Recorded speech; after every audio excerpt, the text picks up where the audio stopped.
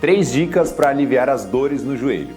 As dores no joelho podem ser provenientes de diversos aspectos e hoje dentro da ciência a gente entende que tem encurtamento de posterior de coxa, fraqueza do quadríceps e fraqueza do glúteo.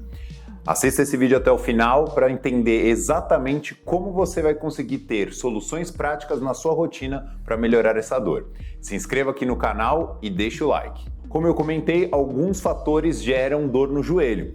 A fraqueza muscular do quadríceps e a fraqueza do glúteo hoje em dia é muito falado dentro da ciência, só que também algumas tensões específicas vão fazer com que você tenha essa dor, por conta desse desarranjo que existe entre o quadril e o joelho. Automaticamente existe a patela, que é esse ossinho bem da frente do nosso joelho, que ele se articula com o fêmur. Então, quando o quadríceps tem boas tensões e o glúteo também tem boas tensões, você consegue direcionar e deixar um alinhamento entre esses dois ossos, a patela sobre o fêmur.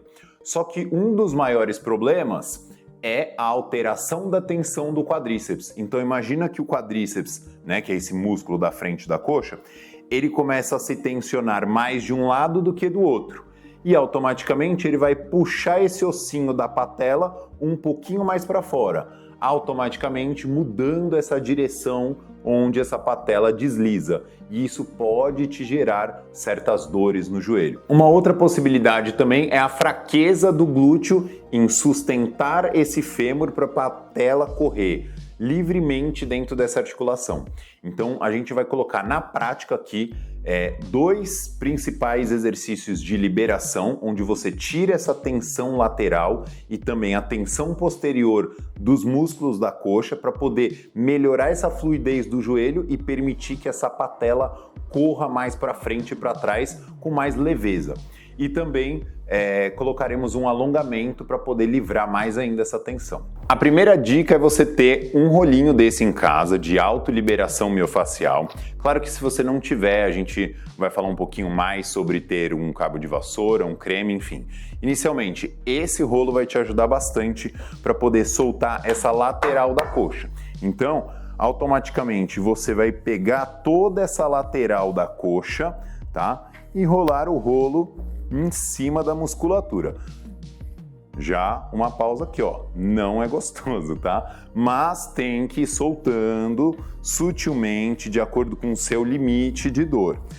Isso melhora bastante essa movimentação desse osso do joelho por conta da quebra excessiva dessa lateral da coxa, porque esse músculo é muito forte, então ele tende a acumular bastante tensão. A segunda dica é soltar a parte de trás da coxa. Então, você apoia como se fosse alongar o posterior da coxa, segura o rolo de um lado e do outro e puxa para cima, rolando para frente e para trás. Então, segurou, puxa para cima e rola para frente e para trás, sempre tentando deixar esse joelho mais estendido.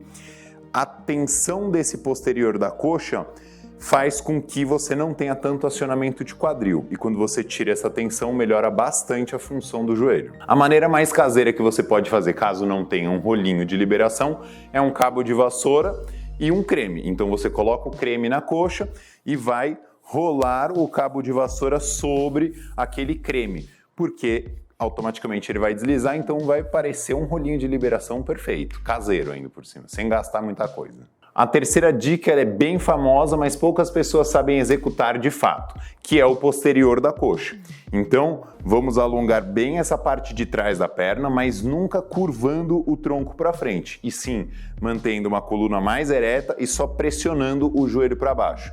Naturalmente, você vai sentir uma tensão muito boa, de alongamento da coxa e não precisa forçar a coluna, que no caso quando as pessoas curvam para frente. Se você sente dores em outras partes do corpo, fique atento aqui no canal que nós temos diversos outros vídeos sobre mobilidade, alongamento, dores no quadril, dores na coluna.